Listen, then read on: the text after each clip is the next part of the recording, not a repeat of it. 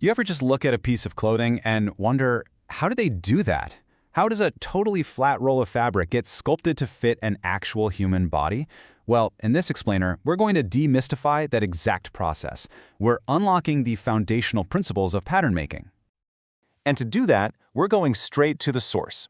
We're pulling our insights from the Practical Handbook of Garment Cutout by Bao Weijun and Chen-Rong Fu. It's a fantastic technical guide, and we're going to break down some of its most essential concepts for you. This right here, this is the fundamental puzzle. It's the core question that every single person who makes clothes, from high-fashion designers to you sewing at home, has to solve. How do you take something that's totally two-dimensional and make it fit a body that's a beautiful, complex collection of three-dimensional curves? So here's our game plan. First, we're going to really dig into that core puzzle. Then, we'll learn how to decode the language of a pattern. After that, we'll build a foundational template called a bodice block. We'll understand the absolute magic of something called a dart, and finally, we'll see how it all comes together to create an actual piece of clothing. All right, let's jump right in. First up, the 2D to 3D puzzle. A good way to think about this is that you're not just cutting, you're basically sculpting with cloth. And this slide just boils the whole problem down to its essence.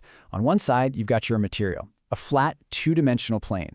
And on the other, you have what you're working with, the human body, with all of its unique curves and shapes. The entire art of pattern making literally exists just to build a bridge between these two things. So how do you build that bridge? Well, you need a plan, right? A specific language that translates our 3D bodies into 2D instructions. And that brings us to our second section, decoding the garment blueprint. Now, if we're learning a new language, this is the first and most important word you gotta know, the dart. A dart is just a V-shaped wedge that gets folded and sewn into the fabric. It might seem super basic, but it is the #1 technique for creating shape and making a flat thing, well, not so flat. And just like any blueprint, garment patterns are covered in symbols that give you critical instructions.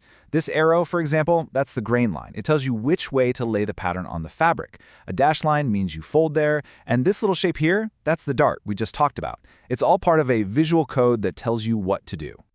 And to draw this language, you need a special set of tools. You've got these things called French curves for getting armholes just right, straight rulers, tracing wheels, and of course, a really sharp pair of scissors. It's a very precise craft, all about turning body measurements into a paper guide. Okay, so we have the problem, and we have the language to solve it.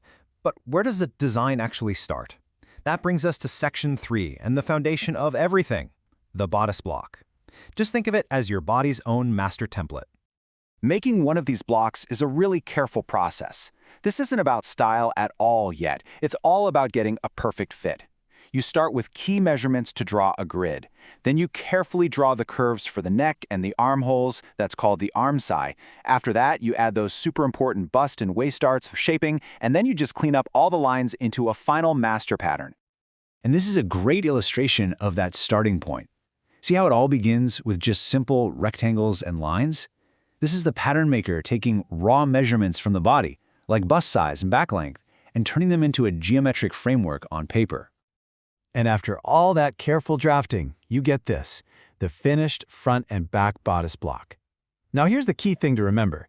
This is a 2D map of the upper body. It has no style, no flair. It's a purely functional, perfectly fitted foundation that you can use to start almost any shirt, blouse, or dress design. So now, let's zoom in on the most important tool we have for shaping that block. Welcome to section 4, the dart. This is where we see the simple, kind of elegant magic of the fold that solves our whole 2D to 3D problem. This right here, this is the aha moment. I mean, look at the diagram. On a flat surface, you mark out a simple triangle. When you get rid of that triangle and then join the two edges together, that flat piece of paper is forced into a three-dimensional cone. That simple cone is what creates room for the curves of the body. It's really that simple, and it's that powerful. Now here's a core principle from the handbook that unlocks so many design possibilities. The angle of the dart, which is basically how much shape it creates, is fixed by your measurements. You can't change that without messing up the fit. But the location of that dart, that's where all the creative freedom comes in. And these diagrams show exactly how that works. On the paper pattern, you can literally just cut and pivot the dart. You can take the shaping that was at the waist and swing it around to the shoulder or the side seam or even the neckline.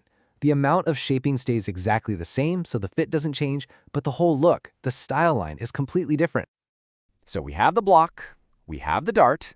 Now for the payoff. In our final section, we're going to see how these principles are applied creatively as we go from a simple block to a finished blouse. So how does that master template become this cool sleeveless top? Well, you can see how the pattern maker started with that basic block. Then they just lowered the neckline, reshaped the armholes, and made it a little shorter. A few simple changes, and that universal template becomes a very specific, stylish design. Or what about this one? We start with the exact same foundational block, but this time we draft and add two brand new pattern pieces, a collar and a short sleeve. And just like that, the block is transformed again, this time into a classic button-up blouse. And let's do one more, just to really drive the point home. Here, the designer has changed where the dart is, they've added a more decorative collar, and drafted a full-length sleeve. It's a totally different vibe, but it all comes from that same initial block and those same core ideas. And here's the real takeaway. A pattern is so much more than just a set of instructions. Once you understand its language, it becomes a blueprint for creativity. The rules don't actually limit you. They give you the foundation you need to create pretty much anything you can imagine. You know, every piece of clothing you own began its life as a flat pattern, as a clever solution to that 2D to 3D puzzle. When you look at these technical drawings, you're not just seeing lines on paper. You are seeing the architecture of fashion.